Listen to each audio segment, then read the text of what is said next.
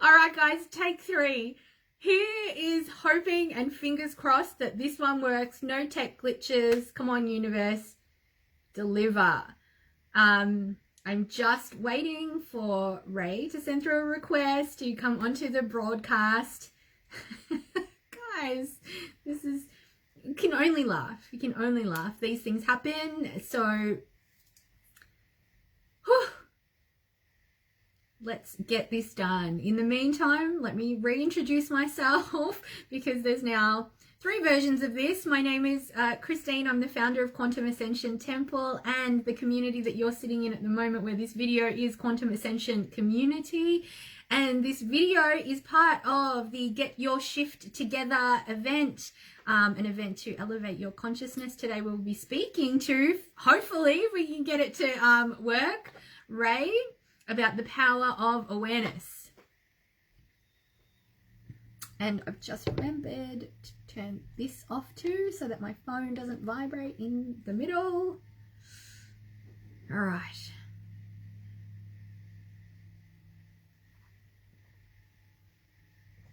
We got this. We can do it. We can get it done.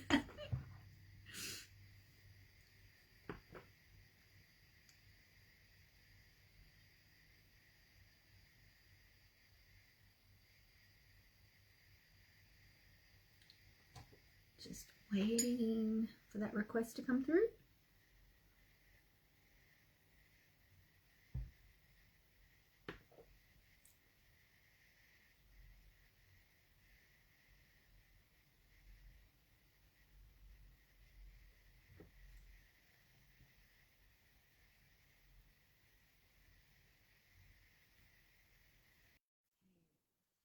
So I've just pressed add. I got the request. Let's hope this works.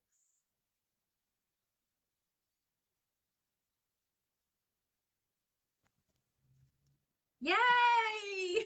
Oh my God, here we are. That was funny. Sorry, give me one moment. I'm just going to create a stand for my phone. I didn't anticipate I was going to use my phone. No stress, no stress. Wow, we did it. We Technology, did huh? I love it. it. A little Awesome. perseverance goes a long way. Yeah, so to all the viewers, thank you for your patience. I don't know if anyone's seeing this anymore, but that's okay. I'm sure they will Okay, come back. yeah. Oh, Yes. good. So, All right. welcome, Ray. Ray is a yoga teacher, trainer, and an NLP coach. And today he's going to talk to you about the power of awareness. And I'm just here. I'm not the star of the show. I'm just here. Ray's the star of the show. So I'm actually going to hand it over to him real quick. Also, so that I can re-invite some people to this to this live, because I've probably all gone, yeah, these two aren't going to work it out, but we did. So, Ray, floor to you. All right. So, hi everyone. I'm Raymond, as Christine introduced me as. And yeah, I'm a yoga teacher. So, I guess I'll give you a bit of an intro to myself of how I came about with my journey. Um, like all within this space, doing this healing work, we all started in corporate in some form. So, that's where I started too. I worked Ray at and I Cat. actually used to work at the same company. Sorry for interrupting. Yeah. We actually worked together. It was really interesting. We worked in Catch, really fun place. Online retail place. I wouldn't say it's as corporate, but it had the whole vibe of it in a We had a sense. And then, slide in the office. That was oh, we had a corporate. slide. Yes, I wouldn't say it's full corporate, but yeah, anything with a desk job. So we started off there, and then obviously, Steen left, and then I stuck around there for like, I don't know how many more years. It was fun. It came to that point where it was just like, is this all there is to it? Just come in 9 to 5, work. Don't get me wrong, it was a really nice place to work. The comfort was, it was very comfortable. The pay was good, the people was good. But for me, if I looked back, my values, I had a value of growth. And for me, I felt like I plateaued within that company. and just more so the work I was doing. And I needed to do something that was fulfilling for me. And for me, during that time, I started near the end of my run at catch, I started to just work on myself. I started reading books, and I hated reading books. Growing up, I hated it. I think I was dyslexic or something. I just couldn't read. I struggled. I feel you. I'm in all honesty, I'm not a huge fan of reading. Yeah, I like it has to really catch my interest for me to want to read it, and that doesn't happen very often, in all honesty. yeah, yeah. Well, there you go. That's why, thank God for audiobooks, because hey, they make reading so fun. Um, and yeah, I mean, from that sense, I started to delve into that self-development part, and I just realized, wow, we actually have a lot of control of our life. We really do. We run on so much unconscious thoughts. And that's when, as soon as I started working on myself, it was interesting. The first book I started reading was The Secret, which was recommended to me by a friend. I was reading about all these vibrations and how our thoughts manifest things. And for me, it just felt like it resonated so well with me. And I just started to notice like whatever I was thinking, I was attracting the bad, the good, the neutral, whatever. And yeah, it was interesting. As I started to raise my vibration on that, I met people within that space. And that's how I met, I guess, the person who introduced me to yoga, which was my ex-girlfriend, well, my girlfriend at the time. And yeah, like the universe like matched us together. And then from that point, she was actually a yoga teacher. So she introed me to yoga. At the start, yoga for me, just like anyone else in the Western society, it was a physical activity, getting Yeah. into a deep stretch. Yeah, so I'm sure we can all relate to that. And at the time, I was going to the gym a lot. So I was like, you know what? This will be easy because, I'm physically strong. I was wrong. Boy, was I wrong. It tested me, not just physically, but mentally, emotionally, everything. It was all internal. And that's when I started to see the power of yoga. I was just like, well, this is more than just a physical activity. This is something inwards. It's like you hold a pose for, say, like, I don't know, like 10 counts of breath. But during that time, your mind is like going off like a monkey mind. It's like telling you, shit, I need to get out of this pose. I hate this teacher. I hate this, that, that. And it, yeah, and this is when I started to realize this is the purpose of holding these poses. It's not to actually, like, I mean, you stretch, but the real byproduct is like, how do you respond or do you react to these situations? Because if you're like reacting to, say, a posture you're just holding for 10 seconds, then can you imagine you're outside in the real world, like someone cuts you off? You're going to be in automatic reaction all the time. So I felt That's like, a really good point. Good point. Good analogy. yeah, I felt like these postures were just a metaphor for training our mind. How do we respond to situations? And I mean, it's just like a car. You don't just service it once and it's fixed. You got to consistently service it. And that's what I feel like the practice was doing for me. It was continually servicing my thought patterns, my beliefs, everything. And that's how I really got into it. And then from that point, sorry, my story's pretty long, but I sort of just delve in. Go for it. We got time. Yeah, awesome. Yeah, we owe you time, everyone, from all that tech difficulties. Um, yeah, and what happened was it took me a long time. So I was doing yoga and then still working at Catch, but it took me a long time to leave Catch because there was a lot of that uncertainty, going from someone who's paying you to a really good job to like working on your own. And it sounds like a dream. I want to work for myself, but boy, when you get into it, like you have to grind. I'm not gonna lie, you have to grind and you have to love what you do. So it took like a few years to actually get out, a lot of self inner work. And then from that point, it was like I handed in my resignation without a job like waiting for me. Although my girlfriend at the time, she promised me, like, after this, we'll do the teacher training overseas.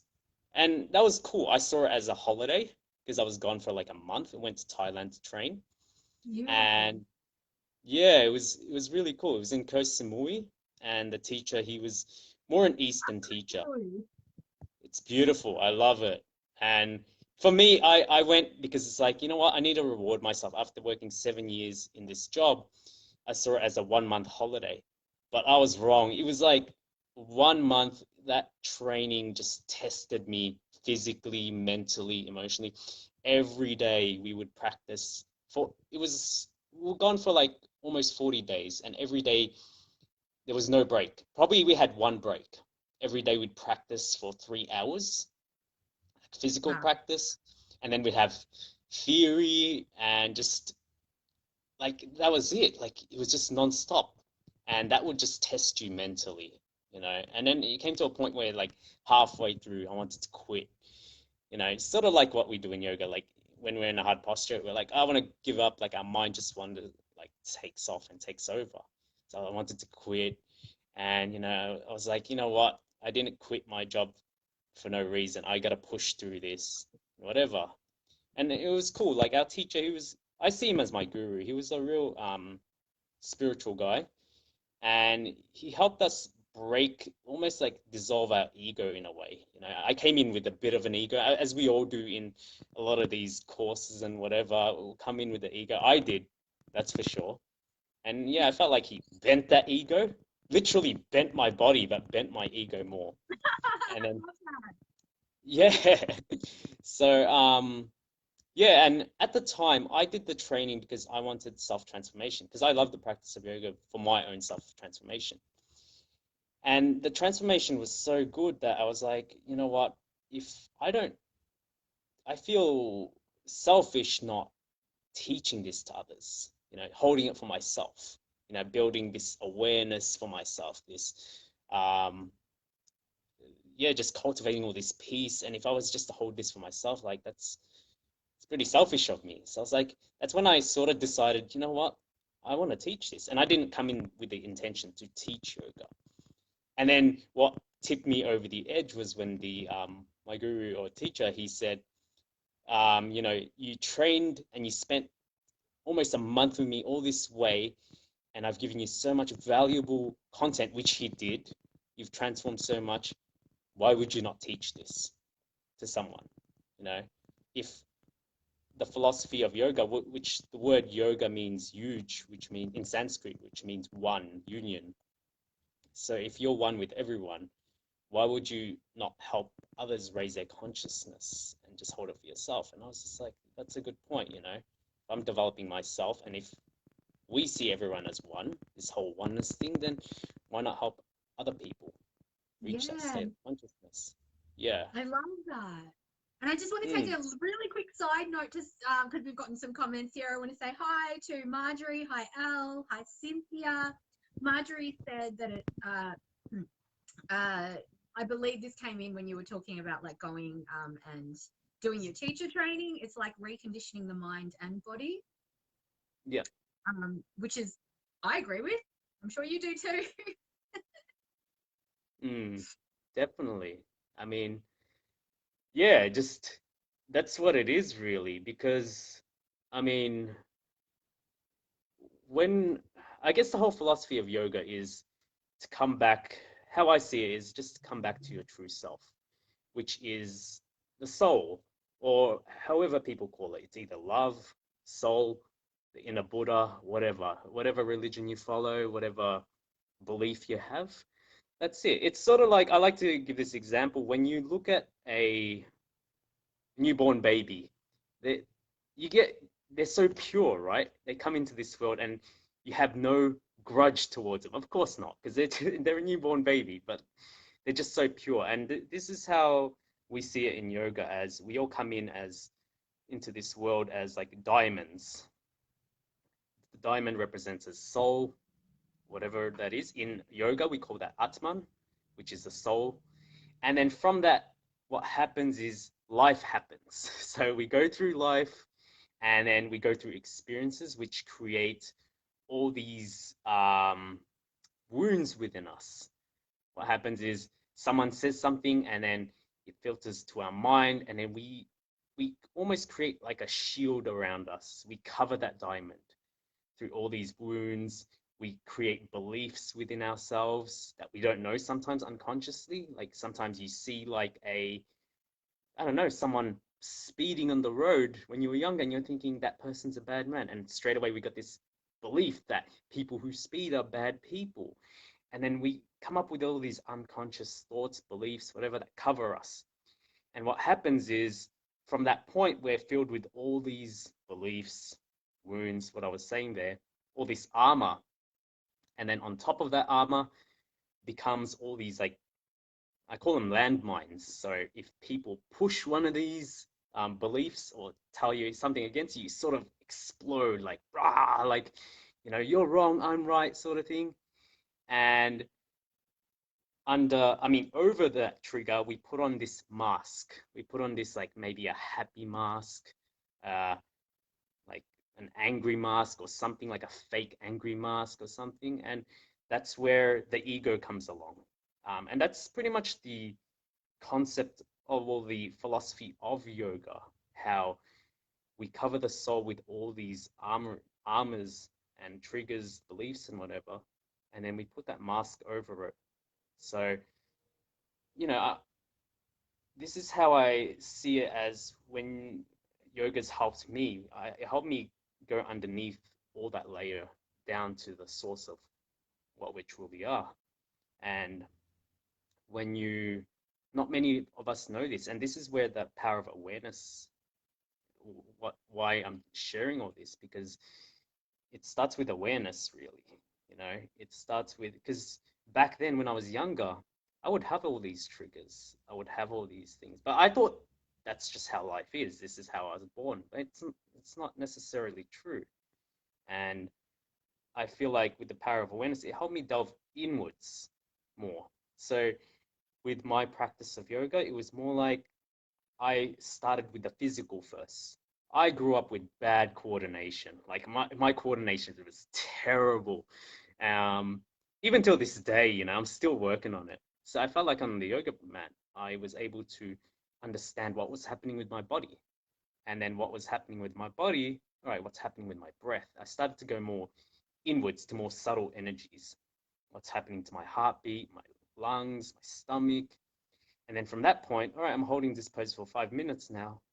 What's my mind what's happening in my mind? And yeah, and then that's when I started to just really like tune in, inquire within, which we don't do because we're filled with so much distractions these days, so much stimulants that we don't have time to just sit still and inquire within. And it all starts inwards, really. I mean, there's this beautiful quote I love from I think Gandhi, and it says, everything starts with thought. Oh, this isn't the exact quote, but something like this. It starts with thought, and then your thoughts become your words become your actions become your behavior becomes your personality, and your personality becomes your destiny, sort of thing. So we create from inwards always, and we don't know that. We Yeah. think that the law of attraction is always about the good, but we attract all the bad too, unconsciously. When you see that, when you say to yourself, oh, I wish to be a millionaire, and then you get like hit with a $200 fine and you're still not a millionaire, we attracted that fine because we've got a belief in us that we don't know, that I don't deserve to be a millionaire. Unless we start to really work on our awareness and you work inwards, you get to find those beliefs, you get to catch them. And when you expose any of this um, unconscious beliefs, fears, whatever, into the light, that already, you're halfway there to healing yourself, that Yeah. exposure to it. Yeah, Yeah. I think yeah, one really good comparison here is, um, I like to pick things up off my desk to use as examples. So haven't used this one yet. So here's some whiteout, right? This yeah, just sits on my desk. It's been sitting on my desk for a week or so. I don't even know, right? It's just sitting there. I should see this every single day. Being aware of my surroundings. But more often than not, I don't see it. I don't really register that I've seen it. And we can use this analogy when it comes to ourselves. Yes, we are aware because I know that I'm talking to you right now, but that doesn't make us aware of our subconscious tendencies, of our defaults, of our automatic things that we do all the time. And it's also about not just becoming aware of ourselves, but becoming aware of the our environment and how we're creating that environment, right? Yeah, definitely. Yeah. Yeah. Just as you said there, yeah, it's definitely we create everything, like everything that's around us. And how I see it is like it's well, they say it's a RAS, the reticular activating system as well too. That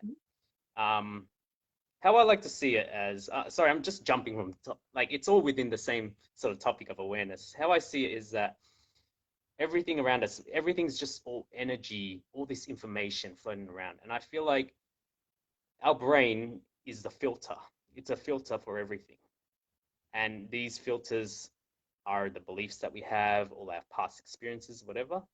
And all this information we take in goes in and filters, and it creates this internal representation, like a movie in our head.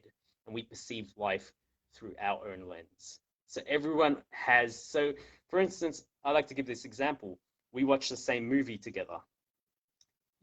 I say, wow, that was an amazing movie. And you say, wow, that was scary. I don't like it. It wasn't funny. I'm like, that was hilarious. See how we're watching the same thing? That movie is a representation of life. It just is. But us, we come in with our own filters of the world. And that's how I see it, as how we depict life, each of us. We look at it from our own lens. And this is why there's a lot of conflict in the world, because people have their own views and people think they're right. And that's what happens when we are delved into our ego a lot, is because we separate ourselves from one another. There's no empathy, no compassion. And yeah, I think one of the big things for me, like as I built my awareness, is understanding that, not to take things personal a lot with people, because everyone's just seeing it from their own filter of the world, from their own filter. They're seeing the world from their own filter. And that's not necessarily true, but we hold it to be that they're wrong because we have our own beliefs and whatnot. So I think that's where, for me, that's where separation happens, when we Yeah. delve so much into the I and you, and not so much as we, sort of thing. Yeah. Yeah, no, I totally understand. And, an analogy that I like to use, and, that really sort of brings it home for me is, I'm sitting here where I am. I could have someone sitting right next to me, right here, viewing everything that I view, hearing everything that I hear. But because they're sitting here, they see it at this degree, not mine. So even what they see, it could be right in front of both of us. We could both be seeing exactly the same thing. They're seeing it from a slightly different angle because they're not in my same position. They're seeing it from a slightly different angle, which means they might be able to see a little bit more. They might be able to see a little bit less. They might see a bit more shadow or a bit more light. Who knows? Right? Yeah. But they are literally sitting right next to me, experiencing something totally different. Which we don't really think of very often. We often only think of it from our own point of view, our own perspective, and go, okay, this is right here, right in front of me, right? But this person will be like, well, no, it's here, coming in at an angle, Yeah. So that's one way that I really like to look at it. Marjorie said everything we see started with a single thought, and love that analogy. Thank you. Yeah, that's why and these thoughts, they just arise. They come from, like, if you believe in past life experiences, they could come from past life experiences, or if you don't believe in that, it's just things we look at. That's why attention or awareness. So we're talking about awareness here. Awareness to me is, how I define it, is attention, really. Because as I said before, my analogy of like everything's all energy or like all these bits of information, we get to choose where we place our awareness and attention to. So I can look at something with rays of light from my eyes and I get to focus on that thing. And I think that's where awareness, or what awareness really is to me. And that's why, you know, where focus goes, energy flows, right? So if you focus on just the good in the world, you see the world from this like nice, I don't know, whatever your favorite color is, pink lens, or like a nice bright lens. Whereas when you see everything as bad, you know, or you're thinking all these bad thoughts, or like it's because you're picking up all these, you're just seeing the bad in something, you know. And this is where we have that power to um, focus our rays of attention to what we want. This is what, this is another thing what yoga's helped me with, is just that. I mean, it all coincides everything I'm saying, but yeah, it's just, it helps train my attention. It trains it, and once you get a grasp and hold of your attention, it's very powerful because you can focus on what you want, really. Like, for instance, it's unfortunate we're all in COVID, like this whole situation. How bizarre is it? Like, I've never thought I'd live my life in such a time, right? Like we're locked down, we have a curfew, like we're adults, we're not allowed to leave the house after 8, sort of thing. This was like last year, but I know it's unfortunate. Like a lot of businesses, such as my business itself, it was like it was falling during this time. It was tough. And some people said like this is terrible because we can't leave the house, blah blah blah. They focused on just that part, and I was at that point. Don't get me wrong, I'm still at that point sometimes where you focus on just the bad, and everything seems bad. Whereas some people said this is an opportunity to work on myself. So last year, I think we were in lockdown for say 6 months, was it? I I, don't know. I I just want to say the better part of the year. Honestly, I don't remember what the exacts were. I'm so Yeah, prepared to just go. Yep, we were in lockdown for the better part of the year. that's true. Yeah, exactly. So last year for me, how I saw it was when everyone around me was like, "Oh shit, I miss going to my favorite cafe." I was like, "Sweet, lock me down. I'm gonna work my ass off. I'm going to work on myself physically, mentally, emotionally, and all that." And that's what I did. Um, and to me, it's like after like 6 months, I was like, "Oh, can you extend it another 2 months?" This was in my head. I was just thinking, "Please, I got more inner work to do. I'm creating all this stuff," which was really cool. And then this time round, which is only 3 weeks, I was just telling Christine before, I found this harder than last year's one. I was focusing more on the bad stuff, like, oh, business is going pretty bad this time round. And then I was focusing on, oh, what do we do? How do we integrate back once we open? So I was just focusing on the lack and like the not the positive side. So I was creating my reality. And, you know, it, whatever your reality you create, you know, you create the state that you feel, obviously. You know, so I was in a state of just like down, really. And I felt like, well, they always say that, I don't know if you've all heard this, time is emotion. Do you all agree with that? Or do you understand that concept? I don't believe in time, so no. Yeah, don't believe in time. Yeah, time for me is, it's like an illusion of the mind, really. Because I'll give you this example. You sit with the love of your life next to him for 1 hour. How quick is that hour? Like this, yeah? It's fast. Very Now, relative. Yeah. yeah, you put your hand under a candle or over a candle for 5 seconds or 10 seconds. How long is it? It feels long, yeah? It's a state, um, really. It's a state. And I do this when, because I take cold showers every day, but I start off with a hot warm shower. Yeah, I know, I'm a freak. No, I'm kidding. Yeah, I love it. It just helps wake me up, good for your nervous system. So for the viewers, I recommend you try it, but ease into it. Don't be crazy and just jump 5 minutes in. Um, I start off with a 1 minute warm shower, but that 1 minute flies.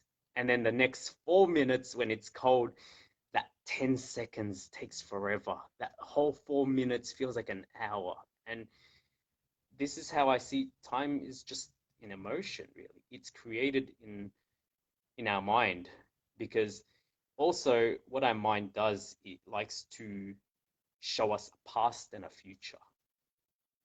And that's what time really is. It's showing you a beginning and an end point. But in yoga or any other practices as well, we it helps you come back to the present moment where there is no time. The present is where, well, as the word suggests, it's a present from the universe, I reckon. It's a gift because Oh, this is I like that.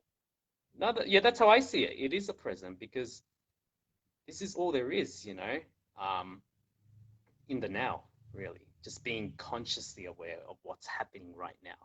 Like we can Yeah. have a like I've caught up with some friends and it's like we can have a really nice conversation, but sometimes you're in your head and you don't realize like you're thinking about, oh, I can't wait to do this and that. But really what the magic is right in front of you, right there, what's happening. Um, Another example is like with, if you have kids, you're busy working or too much just thinking about your business, and then your kid's like, Mom, Dad, look at my drawing or this, that, come play with me in the park. But you're not focusing on that. You're in your head thinking about the future. You're being anxious thinking about the future. And then by the time you know it, 5 years pass and you look back in photos, oh, I miss my child being that age.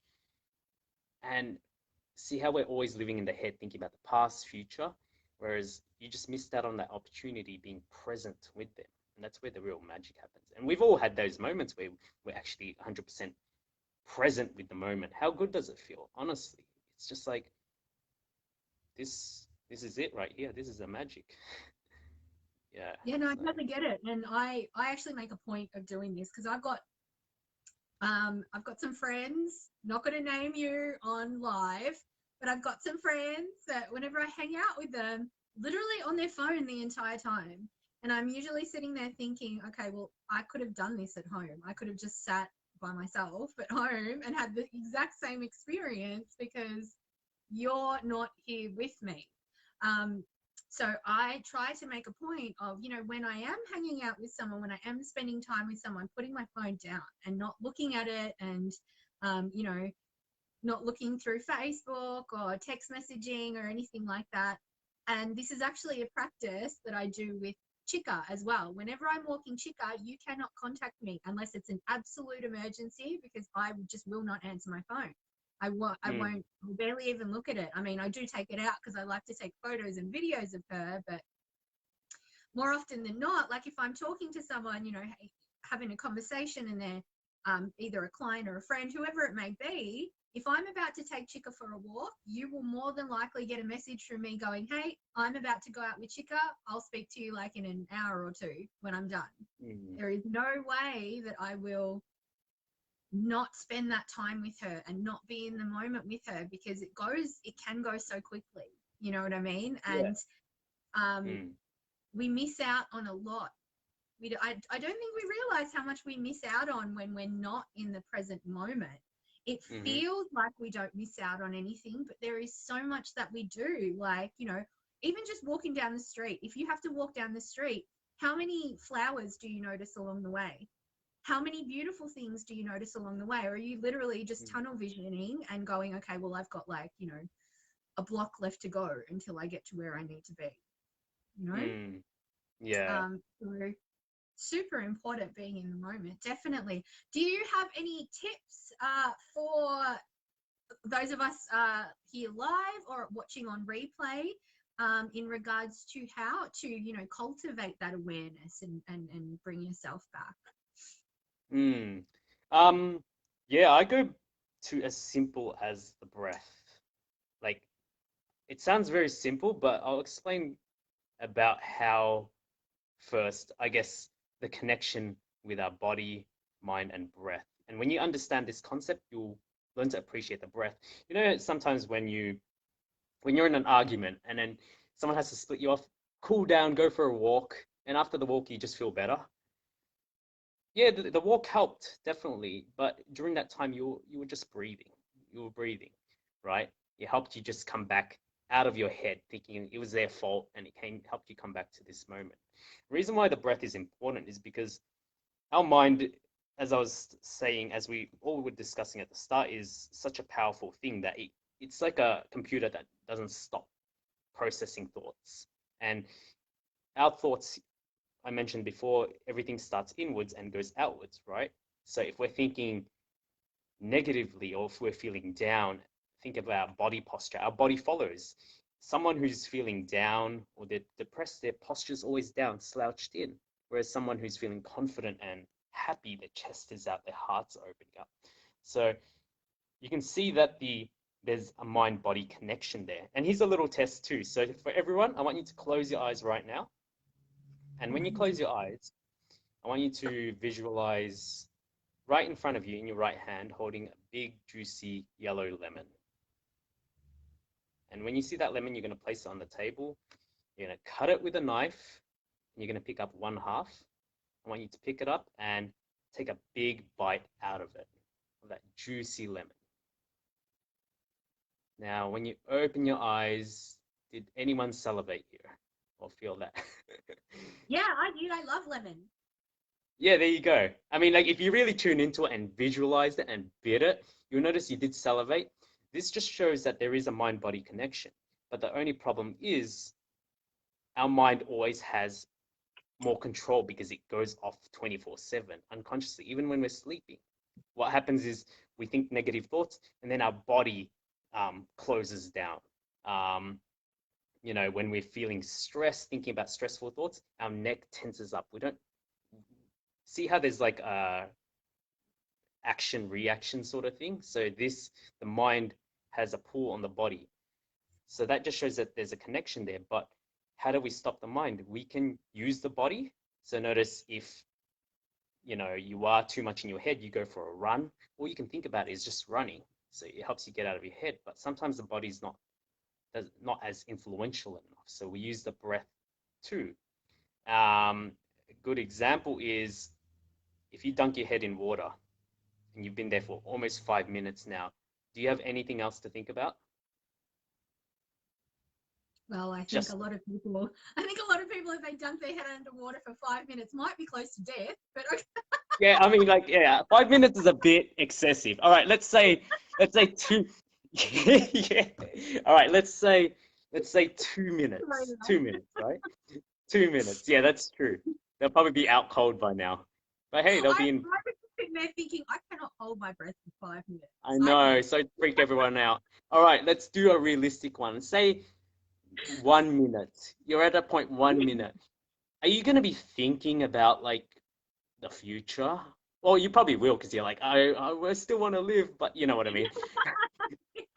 But you're not going to be thinking about your work, right? You're not going to be thinking about the past unless you're reminiscing and you're at that point. All you can think about is just breathing. Just breathing.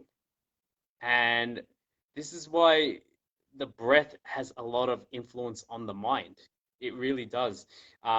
During lockdown, I started taking up jogging, like running, like long distance as well. And I realized that because I always grew up with me being in my head a lot, always. I think most of us can relate to this.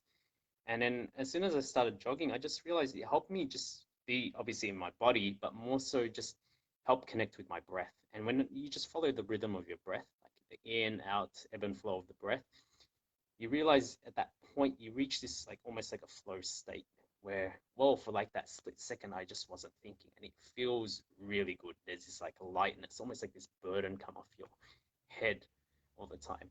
So, I mean, I'm just showing you that how the mind, body, and breath are all connected. I sort of went all over the place, but to understand that they're all connected, like in yoga, when we do a posture, when you do a difficult posture, immediately what happens, your mind wanders off, maybe thinking about something else, like what I'm going to eat after the practice, or I hate this teacher. They're so annoying. Get me out of this pose. And what else happens? Your breath changes.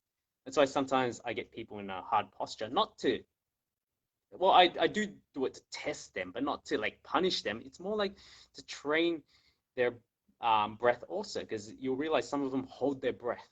They hold their breath. What happens when you hold your breath? You block oxygen from the brain, and then you stay with all these negative thoughts there. So you just time to ease a breath. Find a nice ease breath, just to, Yeah. and then once you ease your breath, you'll notice this follows the mind, and then the body follows. Everything is connected as one. I like to see it as our body is like ice, right? Our breath is like water, and our mind and thoughts are like steam. Now, what's the common denominator between all three of these things?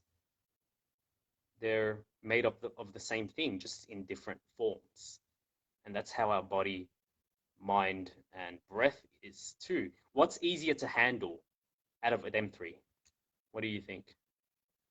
Um, Like handle as in just hold. what sense to handle do you mean? Like, Oh yeah, as like in it's not if going you're to looking hurt at so much? Or, now if you're looking at the ice, water, and steam, which one yeah. is more easier to put in your pocket? Oh, well, ice, definitely. Yeah, because it's physical, right? So Mm. yeah, and notice the hardest one would be obviously steam. Steam is like our thoughts. That's the hardest one, but because they're all made up of the same thing, why don't we control just the body, and then the body will drag, or the ice will drag the water and the steam along for the ride too. So this is a good way to know if you're really stuck in your head, handle something that you can control, the physical, the breath. Because sometimes the mind's hard, especially if we're caught up into a negative situation after a breakup where you're just delved into negative thoughts after negative thoughts after negative thoughts. What do we do usually when we're feeling down? We lock ourselves in a dark room under the covers. And I've been there. We just do it. And it's just a natural thing. But whenever that happens, like find a way to control your body in a way. Move your body. Notice your breath will change. And then next thing you know, your thoughts will change. And it just takes conditioning. I'm not going to say you do this once and you're going to be healed. No, it's just like a car. Condition, condition, condition. Yeah. Does that all make sense with the whole ice, Yeah, the yeah, no, water? totally, totally. I get it. Guys, let us know if you're watching here live. Let us know in the comments. Do you resonate with this? Do you understand this? Does it make sense to you? Um, I think, now what was I going to say here? I was going to say something. Oh, that's right. Like in regards to breathing as well, Ray is really not just pulling this out of his butt. There's anatomical science behind this. It affects breathing affects our nervous system and our fight or flight um, response, and it also works in with our trauma responses and things like that. So it's it's really do not underestimate breathing, Mm. just the simple act of breathing. Yeah, definitely. Scientifically, it's been proven as well. They're starting to do tests. I don't know if you've all heard of Wim Hof. That's how I got inspired. They call him Iceman, so he does the cold plunges, cold showers and stuff. But he's known for his breathing as well. Because the breath, that's how you can have, take a hold of your mind. Because what he does is he goes pretty much in his jocks, climbs Mount Everest, and he's just showing you the power of the breath like over the mind, because Yeah. usually when we're in the cold, our obviously our body will freeze up, but then our mind will say, no, I can't do this, I need clothes, get me in a warm fireplace. But he's showing you through the breath you can withstand anything, obviously to an extent, right? You're not going to just jump off something Please like, don't go setting yourselves on fire or anything like that. yeah, Okay. please, And so I can just breathe through this. yeah, I mean, just that is the power of the breath, really. It affects your whole nervous system or your bodily. Because think about the anatomy of the breath. We're breathing in oxygen, and what happens is oxygen travels to the little branches in our lungs called the alveoli, and through these little branches, it shoots out. They're like pretty much channels that allow oxygen to travel in the bloodstream, and the blood travels to all our major organs. So it's washing the organs with fresh oxygen, oxygen being the life. which gives us vitality. And the problem is, a lot of us don't focus on our breath enough because we're too much in our head. There's times when I remember working my desk job, like I'd work for hours on the computer and I just realized I haven't even taken a breath yet. Like, or I'm shallow breathing because I'm just thinking so much. Or sometimes when you're in a flow state, you actually stop breathing. It's really interesting. I'll explain a little bit about that later. But sometimes we're caught up in our negative thoughts, our breath becomes really shallow. And what happens when our breath's really shallow is we're not getting the maximum oxygen to all our systems. So when we're shallow breathing, we're actually, say this is the size of our lungs right here. When we're shallow breathing, we're only getting oxygen to, say, the middle part here of the branches. These middle parts, yes, spread out through the body, oxygen. But when you actually deep breathe, you bring it to like the lower parts where the deeper branches are. And those deeper branches reach higher up to the brain, so wash the brain, the heart, everything with fresh oxygen. So that's the importance of deep breathing in regards to physiological thing. Yeah, there's so much I can talk about with the breath. Oh, so back to what I was saying about the whole, when you're in a flow state, you reach a point in yoga as well, they call it, I forgot the name of it in Sanskrit, but when you reach this like eternal bliss in yoga, where your mind is just so clear, your heart's open, you actually stop breathing at a point too.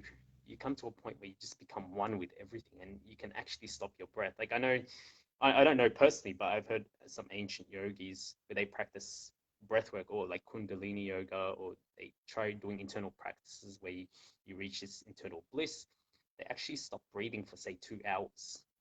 2 hours, and they're in this just bliss mode, but they're alive, right?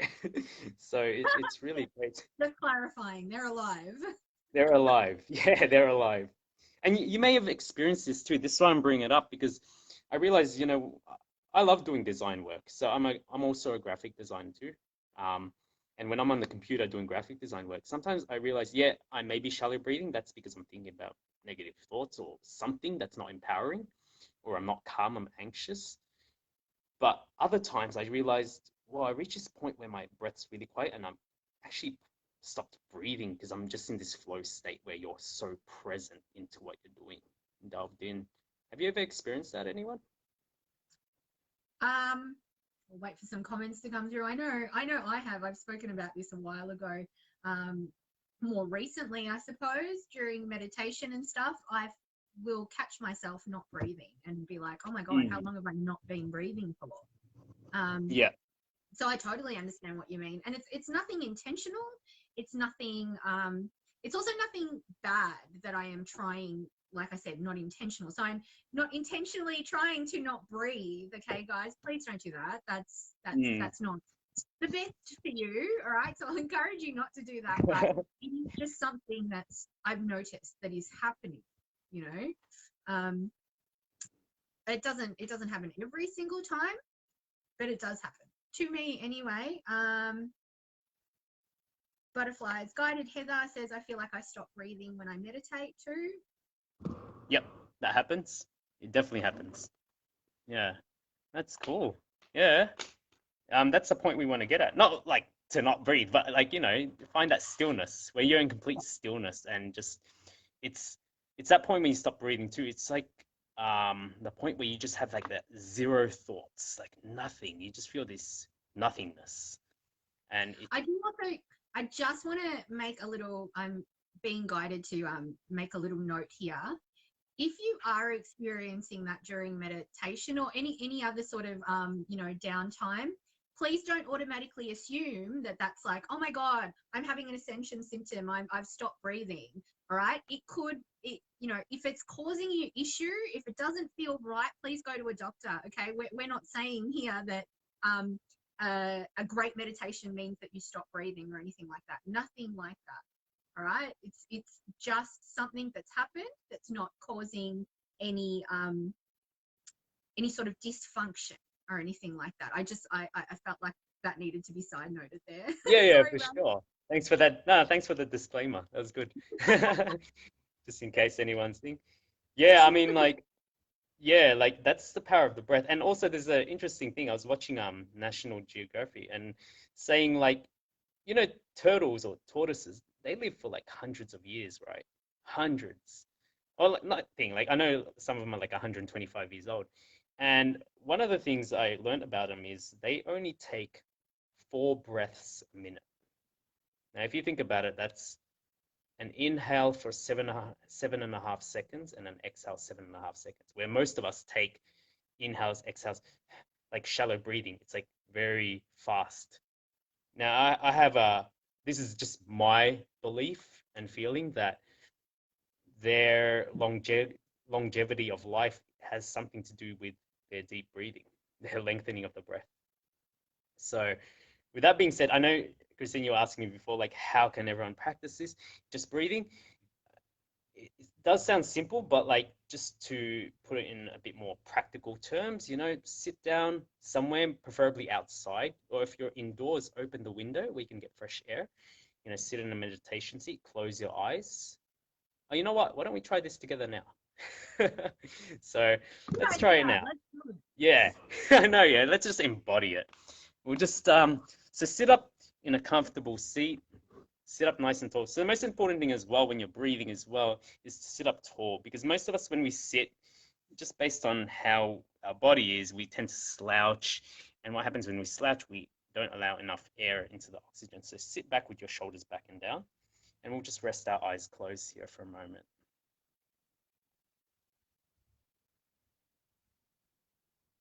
And just start to observe your breath here. So notice how you're breathing and notice the pace of your breath. So we're not changing anything just yet. Just start to inquire and notice.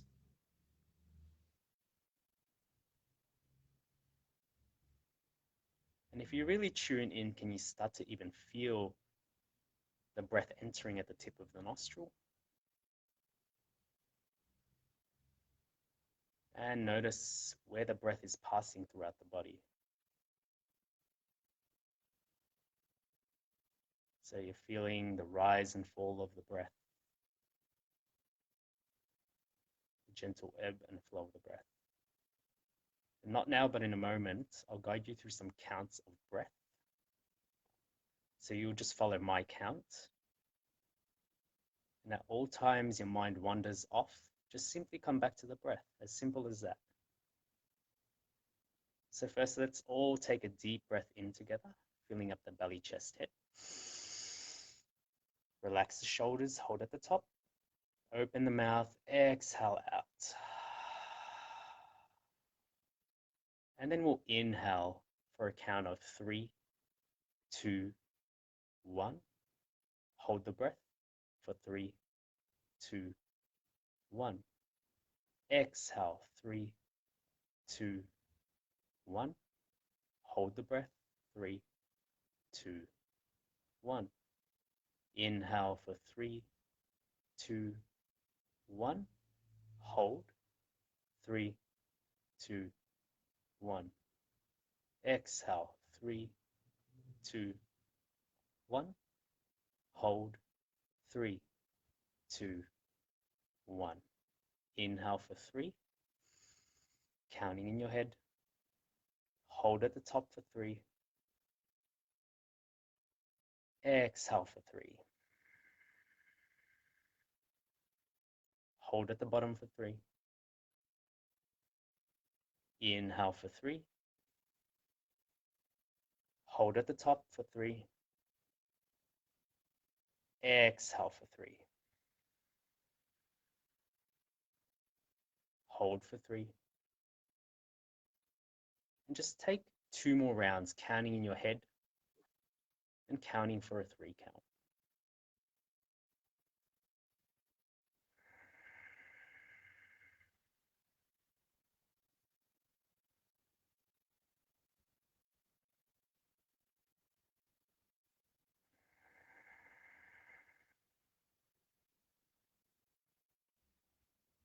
And just continue back to your regular cycle of breath without any control here.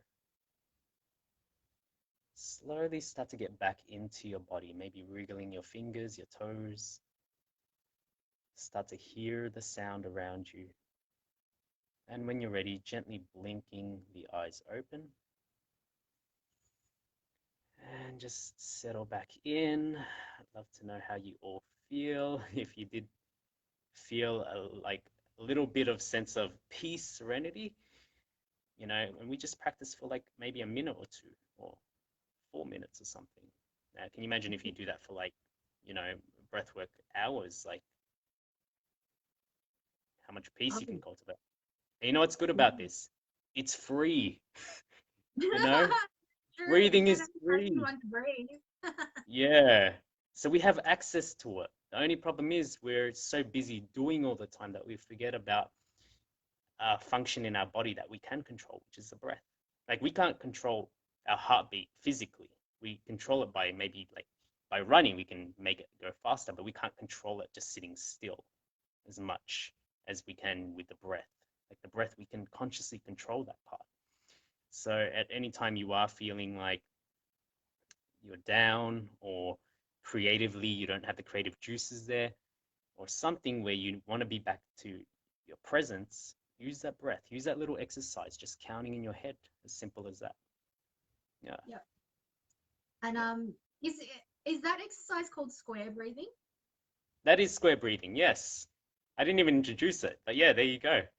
Yeah. There you go. So have you done that breath before? Yeah, I've got a lot of breathing exercises under my belt.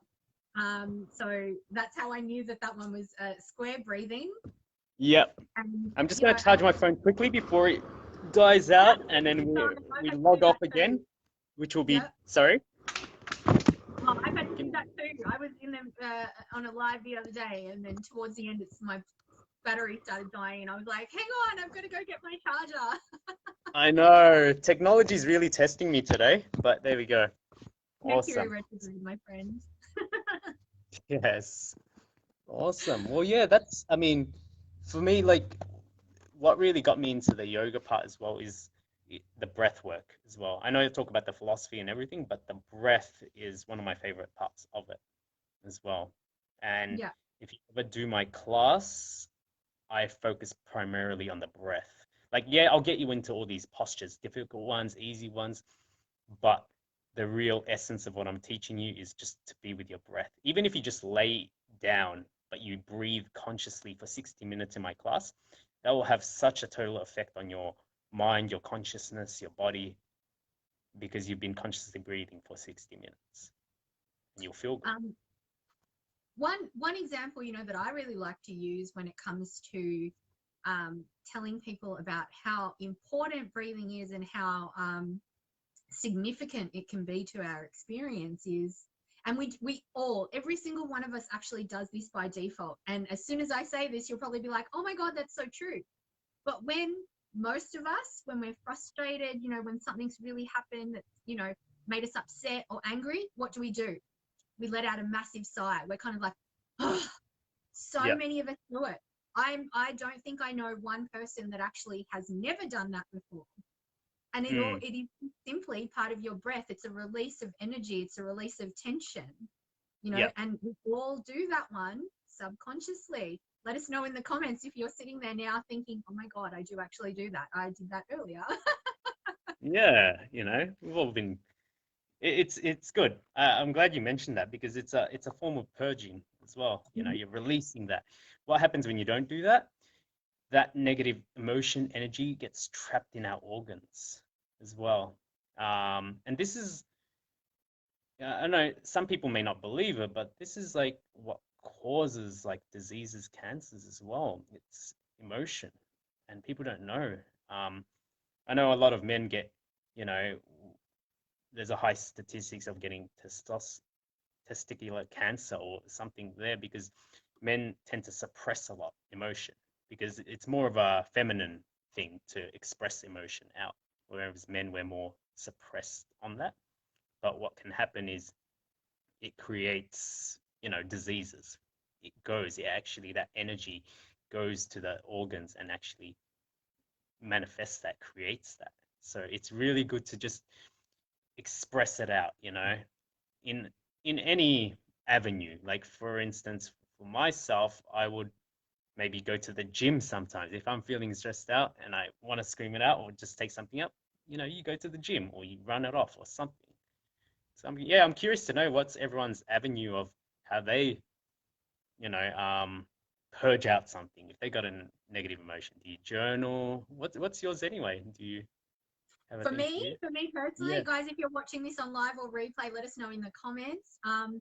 For me personally, I do a range of different things. I don't feel like I limit myself to one specific thing because it really is dependent on how I feel at the time. But more often Hmm. than not, it will involve some form of doing something with Chica all the time because she's Yeah. just got such good energy, and she doesn't.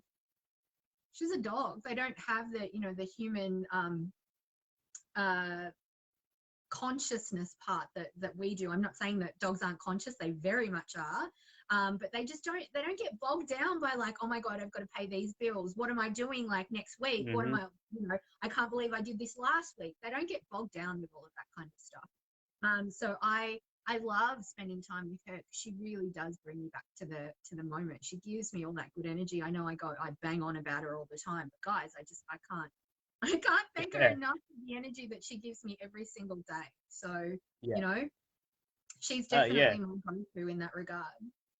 Yeah. No, dogs are amazing. Like they teach us unconditional love because you can hate them, whatever, they'll always run back to you. They're Mm. one animal that I know that just they have that unconditional love. It's really crazy. That's Yeah, why they they can be say treated so badly and they will still love you. It breaks my heart a little bit in all honesty because it's kind of mm, like, well, darling, you shouldn't love, you shouldn't want to be that close to someone that abuses you all the time. mm. I But mean yeah, that love. we can learn a lot from them. So, yeah, there you go. Nah, I see why you're very close to your dogs, so there you go. No, some people might call me crazy, but I really don't care. I'm just that crazy dog lady. I love it. Crazy dog lady. Oh, I love dogs. Me, preferably, I'm a dog person, so yeah, I respect that. So it's really cool. Cool, cool. Well, we can be friends then because you're a dog person. There you go. There you go. But yeah, I mean, um, what was it? What was I gonna say? Yeah, I mean, like that. I think we were talking about the breath, yeah, the power of the Yep. breath and everything. Yeah, so just breathe. Just breathe. I mean, Breathe, guys. Don't stop breathing.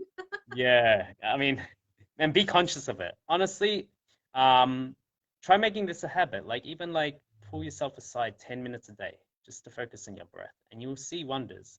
And next thing you know, Yeah. you might end up loving it like how I do, and you know, you'll see a lot of stuff happen because yeah, end of the day, we're here to live, a life where we create a masterpiece with our life. And a lot of us, I feel like we don't live to our full potential because we're all stuck in all our negative beliefs or old limiting beliefs, I should say. Yeah. And we think that's all we can do. But when you can build more awareness in yourself and go really inwards and work through all your shadows, work through all that, go back to your essence, you honestly can create a life you've always wanted. And it's always there. Yeah. You have access to it. Yeah. Yeah. Really agree there. And in regards to the breathing, I think that it applies across the board. There's so many things in life where putting a little bit of conscious intention into it changes it completely. We breathe Mm, every day. We literally don't stop. When we stop breathing, that's when there's the possibility of death, right? But mm, we literally do it every day. But so many of us don't put any conscious intention behind it. And it's that conscious intention that makes so much difference. And mm, if you are someone out there that is perhaps going through financial hardship and looking for options to help yourself heal, but you don't have those finances to be able to go and do those courses or get that coach or get that therapist or that treatment, whatever it may be, breathing is free. Like we said earlier, breathing is free, and there's so many methods there's so many different methods of breath work, and it's all really accessible too. Will you have someone there teaching you? Probably not, because you know, if you're in that financial hardship space, you can't expect someone to do it for you for free. But there's loads of resources. Go online, type in breath work, go onto YouTube, type in breath work. You know, there will be something there for you, right? Mm. Yeah, for sure. That's the power of the internet nowadays. You have Yeah. access to everything free. We really do. And it's just, yeah, I always saw it as, you know, technology's bad, this, that, but that's what I was focusing on. But, you know, technology has its upsides too. It's what our intention. I think that's another thing. Everything starts with intention. What's your intention to use something? What's your intention for this? So, yeah, as Christine was saying, you know, um, make it easy for yourself. Just breathe. Find, you know, don't overcomplicate the thing. Just search it up on YouTube. So yeah, there you go. Yeah, but you know, like that's I only said that because, you know, there are so many people, and I've been through this before. Like, this is something that I experienced when I went through you know, depression, and then my suicide attempt, and then recovery from that.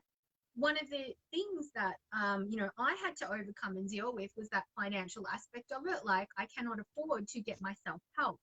And at that point in time, it's like, find things that are free. If this is something that you really, really want for yourself, that you're going to dedicate yourself to, that you're committed to, find those things. You know, there's always something that you can learn, that you can help you grow.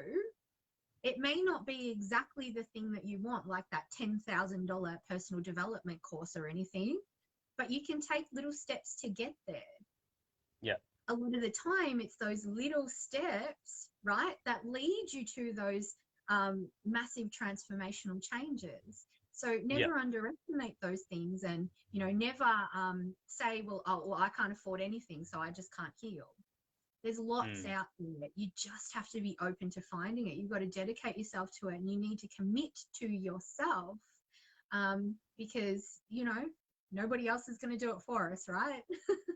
Exactly. I love what you said there, you know, how you take those little steps. A lot of the times why we don't achieve our goals, this is from my experience, I'm sure other people can relate, is because we focus too much on the goal itself, and we focus on the distance, how far we are from it. We're like not knowing that each of these little steps is is the gift of reaching the goal. And I've always got this saying where it's not what you get at the end that matters, it's who you become getting Yeah. that thing is the most important thing.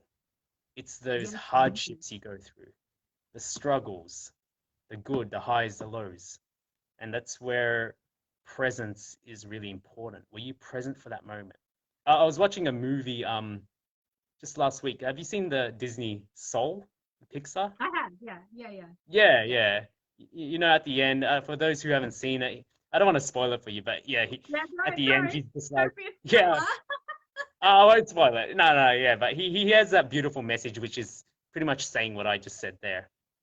Um, you know, sometimes we reach a goal and we're just like, is this it? Sort of thing. Yeah, Who's ever experienced that? Because I know I have all the time. It's just like you've worked so hard for this goal, and then you actually get it, and then you're just like, I feel the same person. Is this all there is? Not yeah, knowing I think we've it all been was the through that. journey there. Sorry? Yeah. Yeah, I think we've all been through that. That's you know, and I've spoken about that before. That's the I'll be happy when mentality.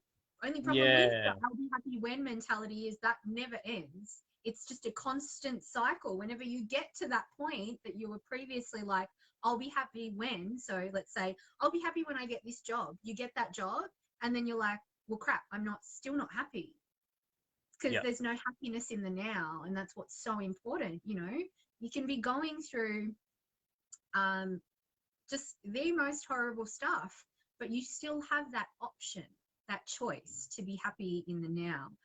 One example Mm. I personally like to use, I don't know if you've ever heard of him, Ray, and I bang on about this example all the time. So I apologize to anyone watching this on live or on replay.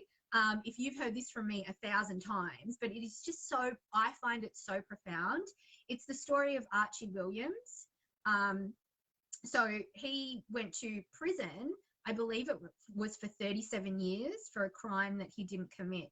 And eventually he was, pardoned. And then he actually went on, America's Got Talent, and auditioned for there. That's how I heard about him. But he was asked, what was it like being in prison? I can't remember exactly what he was asked, all right? But his answer was, my body may have gone to prison, but I never let my mind go to prison. Freedom is of the mind. How profound is that? From someone who spent 37 years in jail for a crime they did not commit, and they come out and say something like that, that is profound. That's amazing. That's, one of the greatest examples of mindset that, that I can offer. That's why I offer it all the time. Yeah, it's amazing. Yeah, I mean, that just shows that the only prison that we create is a prison we create ourselves in the mind, really. I read that book also. I don't know if you read it, Man's Search for Meaning. It has that same similar message too. Like he was in the concentration camps, yet he hung on for hope in his mind. And the reason why I wouldn't say, he didn't say he enjoyed the time there, but he was able to live on because he had this hope in his mind, and also he had this hope still to see his family once he leaves the camp. So every day he would just really think about all the good things, like once he comes out, he gets to see his family, where others were just focusing on all the torture, the loss, the lack. And look, I'm not saying that this is an easy thing. It takes a lot of willpower to do that. So for people who can do that, I applaud them. Like, it's crazy. And that's where I'm trying to work towards. And it's still a practice, because I can talk all this now, but then I'll go outside, someone cuts me off in traffic. I'm like, but it happens, I think Yeah. it's important to remember that we are all human. Yeah. Even the most enlightened person in the world, even your most spiritual gurus, they will have their moments. Everybody has their moments, Yeah. It's the second that we deny that we are human beings having an experience. You know what I mean? Yeah. Are we a soul? Are we more powerful than we believe? Yes. I will still teach you that, guys. But we're human. We're in a human experience, so we need to embrace those aspects as well, or there's no synergy. There's no alignment within yourself if you're constantly going, I don't want this part of myself anymore. And one of the most profound healers of any sort of trauma or issue isn't by pushing it away and going, no, I don't want to see you anymore. It's by loving it and giving it love and going, hey, I went through this. Like, I was going through shit.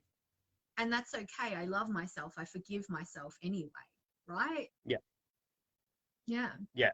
No, that's well said. I mean, a lot of us, we try to deny all our scars, our negative things that's happened in our life, but that's actually our strength.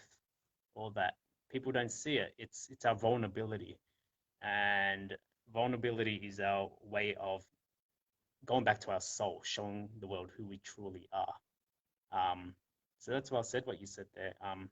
Definitely, and that's what we say in yoga too. I don't know if anyone's heard of hatha practice, hatha yoga. Yeah. The word ha and ta, ha means light and ta is dark. So hatha. So you need to accept the light and dark, because as I said at the start, yoga means union, it means one. And if you don't accept the dark, then there's no such thing as light. It's yin and yang. You need to accept everything to complete as a whole, into your very being. So, yeah. Beautiful. Mm. So one question I have for you is, if there are, any viewers watching either on live or replay, who have never given yoga a shot before, Can you maybe explain some of the different kinds of yogas to us, and which ones might be a little bit more geared towards beginners and things? Mm. Yeah, definitely. So I would suggest, honestly, if I was to go really, really traditional, I would say that there are different styles, but there's just yoga itself, just the practice. But because we live in this society where yoga's become very mainstream and it's become very fitness and stuff like that, I would recommend start with like a hatha class. A hatha is the one where it has a mixture of strengthening, stretching, balance, breathing, everything in it. And it's a nice slow class. Hmm. Um, it's not like your vinyasa class where there's a lot of movement with the breath. A lot of people, they make the mistake being new to yoga, they jump into like the hard classes and then they're not following along. They're doing like the weirdest movements. It's really funny when you see a new person go to yoga. Like I was there too, because you go there and everyone starts off with really bad coordination. It's really funny seeing it as a teacher. But obviously, I'm just like trying to help them the best I can. Yeah. Um, you start with like the harder classes first, or Hmm. even if it really depends on your intention. If you're there to strengthen, stretch, go for the harder. If you're there because you've got like a sore back or like really misaligned hips, I would suggest a yin class. A yin class is we hold postures for about 5 minutes, but these are more passive postures. They're not deep postures. So you got props like a blanket, a block, a pillow to support you in the stretch. And what happens is when you stretch for that long, you you get deeper into the muscles. You get into the connective tissues, the ligaments, the joints, the fascia, and that's where the real healing happens, really. You get into the organs too. And that's like with any yoga posture, but this is if you're starting your journey, I would recommend Yin, Hatha, those two classes. Definitely. Yeah. Yeah. I've I haven't really done much yoga in all honesty, because I went the other way. I did Pilates instead, and Mm, I totally understand what you mean, because I used to. For those of you out there in internet land who it's really hard to see how tall someone is, right? I'm only small, guys. I'm only 161 centimeters or 5'3", not very big.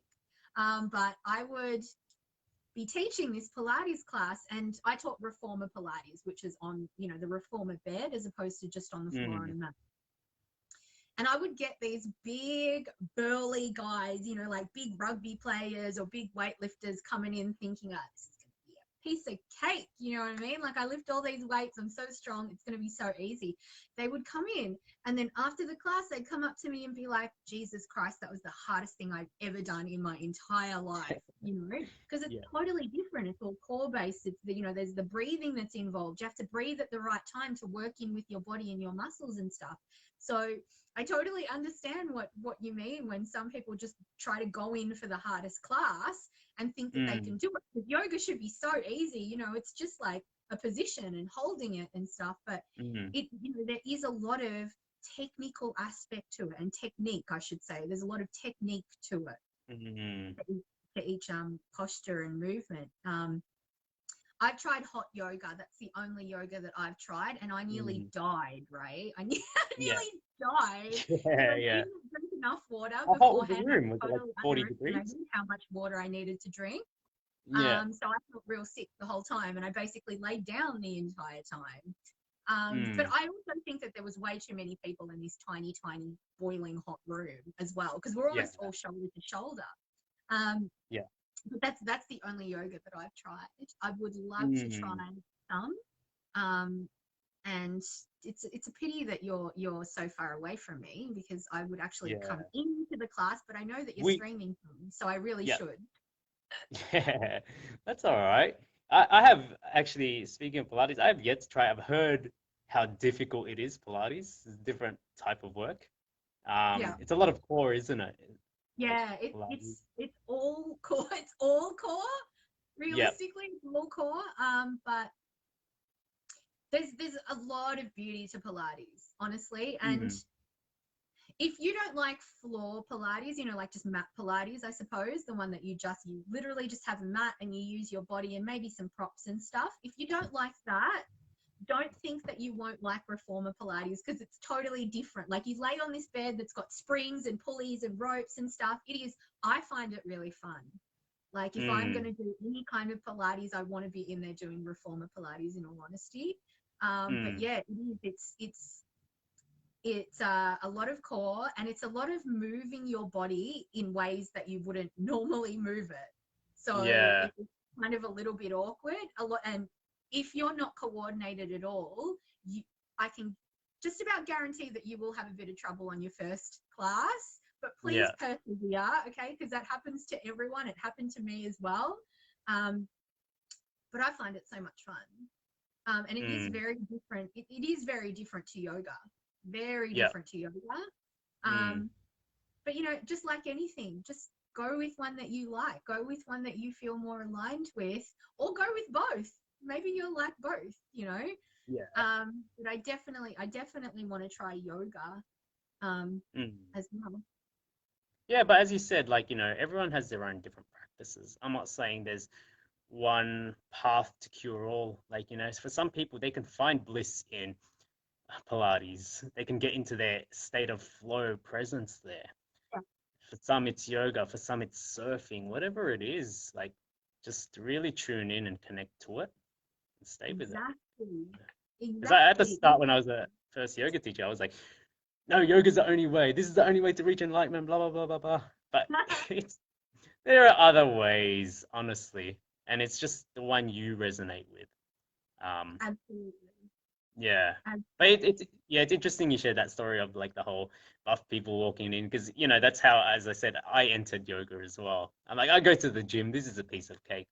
But just like in Pilates and yoga, the way you move your body, you move it in all directions the body can move, and you move it in a way that you don't usually move it, because we're so used to the normal pattern, sitting down in front of a desk and TV, normal walking pattern. But do we actually move the legs side to side? Do we twist the legs side, left and right? We don't. Yeah.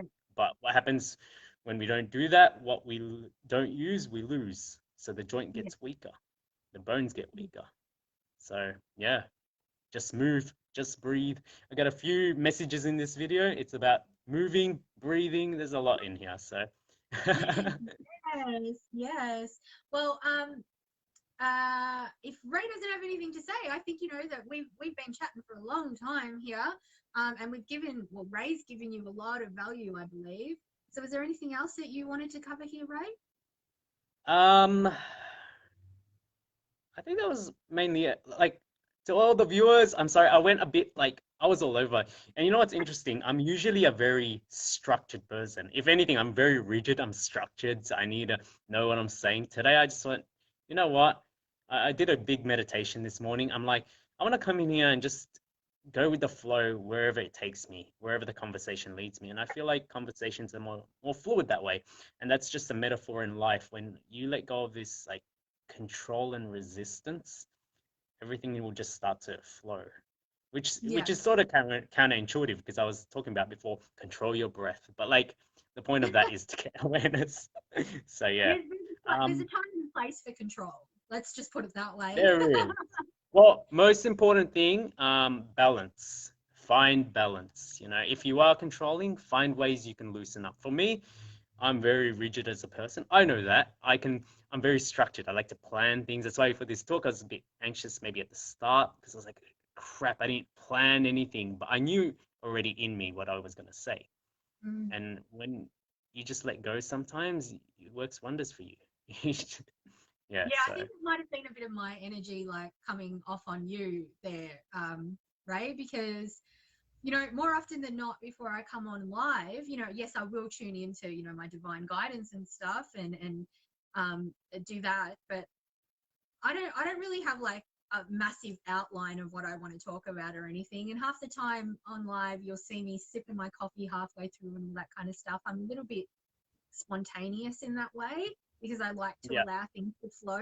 But just like you know, I can be really quite rigid in the way that I do some things, like organized, and, you know, A, B, and C have to like be one after the other and all this kind of stuff. So I think, you know, what Ray said is balance. It's all about balance, as well as accepting yourself for who you are. If you are a little bit OCD, embrace it, accept it. You know, that it obviously has a place with you for a reason. You either learn from it and you'll move past it, or you embrace it and continue to have it in your life. But it's all about being comfortable within yourself and how you operate, and understanding and awareness, right? Yeah, definitely. And like, I just want to thank everyone, so all the viewers there too, for listening in. And I hope we were able to provide you with some sort of insight, value. If not, just, you know, just the fact that you tuned in is all that matters too. You know, thanks for your time. And I just want to, I guess, gift everyone, so to all the viewers out there. So I currently work for Carja Yoga, and we are going to gift you all a 7-day virtual class pass. So meaning you can practice with us online, because obviously we're located in Derrimut. So if you are close by, and I don't know, have they announced anything with the restrictions yet? If they have lifted something, please feel free to come to the studio. Otherwise, you can use the 7-day virtual pass online to do classes, and hopefully one of our teachers or myself can guide you through and practice everything that we talked about today. So I'm not just about theory, I'm practical in that way, that everything I talk about, let's embody it, do it. And Beautiful. And I will you admit that most of the people in the group and most of my followers are actually overseas. So you may have more people streaming than actually coming in. That's cool. Coming into Yeah. the studio. Yeah. But just on that point, guys. So for those of you that did register on the website to receive the email notifications, news and updates and things like that, you will get an email with that link to access the 7-day pass. Otherwise, if Ray's happy to do it, or for me to do it, I might just drop that into the comments for anybody as well. Are you all right with that, Ray?